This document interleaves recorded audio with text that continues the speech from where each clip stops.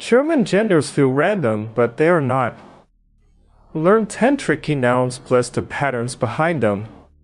From surprising articles to handy rules, here we go.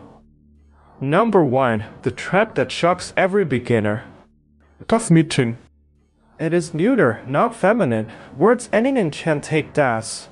Das Mädchen ist ein gutes Buch. Number 2. The opposite of what English expects. Die Sonne. The sun is feminine in German. The moon is masculine. Die Sonne scheint heute sehr hell. Number 3. The perfect partner to the last one. Der Mund.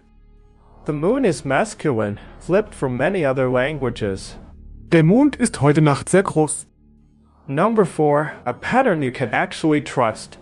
Die Zeit. Nouns ending in heit, kiet, alne, or ten are feminine. Ich habe heute keine Zeit für dich.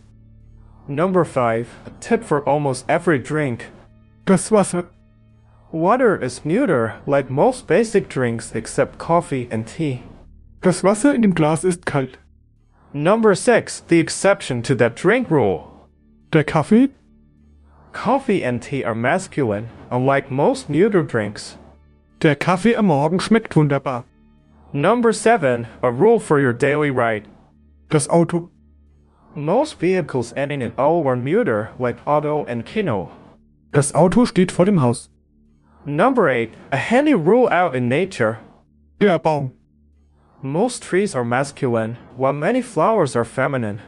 Der Baum im Garten ist sehr alt. Number 9. The rule that overrides everything. Das Händchen. At chen or lean, and any noun becomes neuter. Das Händchen schläft auf dem Sofa. Number 10. The one that fools almost everyone. Der Name. Name is masculine and adds an extra N in many cases. Wie ist dein Name, bitte? That is all 10 gender traps. Run through them once more. Das Mädchen, die Sonne, der Mond, die Zeit, das Wasser, der Kaffee, das Auto, der Baum, das Händchen, der Name. Follow for a daily German lesson and master der, die, des. Next up, the German false friends that trick beginners. See you there.